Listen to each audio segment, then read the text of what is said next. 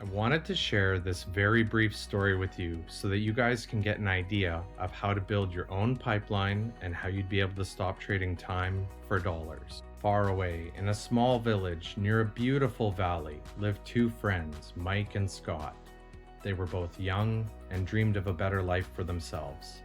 They'd often discuss their dreams about how they would become the most successful men in the village.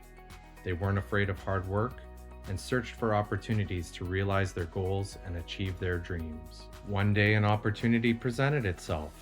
The owner of the pancake house decided to hire two people to bring maple syrup from a nearby forest in the mountains across the valley and back down to the pancake house.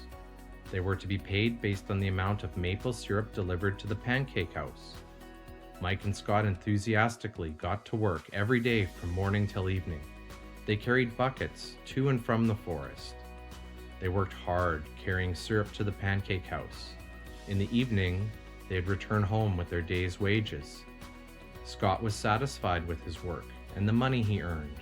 He was sure that with this work he could achieve his dreams. Scott thought that to increase his wages, he could use bigger buckets to bring more syrup each trip.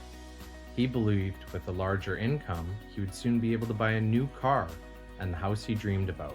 Now, Mike was not satisfied at the end of the day. His back and hands ached and he was exhausted. He was looking for an easier way to earn more. One day, an idea occurred to Mike. He imagined building a pipeline to deliver the syrup from the mountain forest to the pancake house. With this pipeline, he could get more syrup to the pancake house without carrying buckets back and forth from the forest to the pancake house. Soon he got very excited about his idea and began to plan. Mike, of course, shared his idea with his friend Scott and asked him to join with the work and help build the pipeline. Scott thought the idea was crazy. All Scott could think about was what his money could buy today and how to get it quicker. He felt that building a pipeline would slow him down and delay him in achieving his goals. Instead, Scott got bigger buckets and went more often back and forth fetching syrup.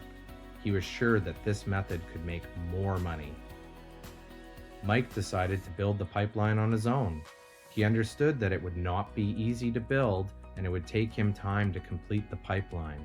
Mike knew that it could take several years to finish, but he kept his mind on his goal. Every day he worked and carried buckets of maple syrup like before, but on weekends during his spare time, he worked hard, achieving a network of pumps and hoses together to build his maple syrup pipeline.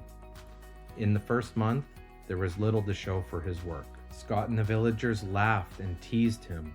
They called him Mike, the Pipeline Man. During this time, Scott's income doubled. He already bought a new car and a bigger house. His lifestyle changed.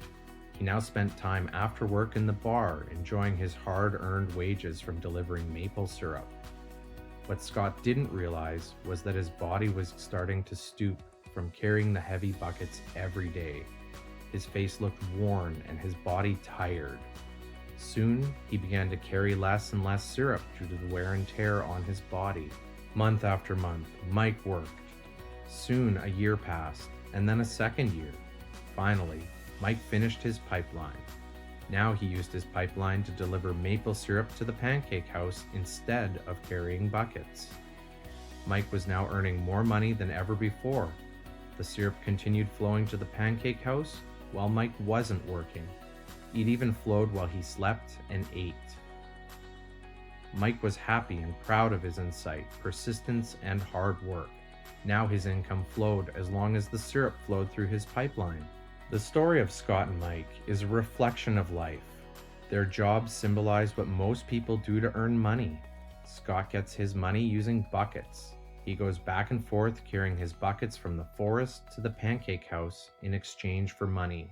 To increase his income, he either has to go more frequently to the forest or use larger buckets. It's common in real life to increase our income by working harder. For example, working overtime or getting a second job. We also increase the size of our buckets by accepting a higher paying position, which often includes spending more time on the job. Most of us exchange time for money like Scott. We know that every person has only 24 hours in the day, and it's not possible to use all our time to work. Okay, the most difficult time comes when we can no longer exchange time for money due to age, health, or other reasons. Then our income stops. Now let's review what Mike did. Very wisely, Mike did not exchange all of his time for a limited income, but he used some of his time to build a pipeline. He knew that the pipeline would bring ongoing income as long as the syrup flowed, and ongoing income that multiplied the time he worked each day. Mike knew that someday, maybe because of age or health, he would no longer be able to exchange his available time for money.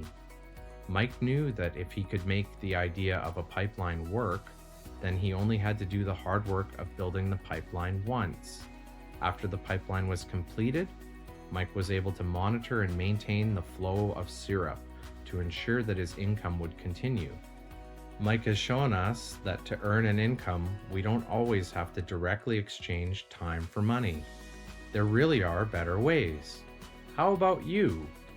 Are you still like Scott, who directly exchanges time for money? Or do you want to be like Mike, building and maintaining a pipeline for ongoing income? We can use the exact same concepts that Mike did when building the pipeline that delivered maple syrup, but we're able to do so using real estate.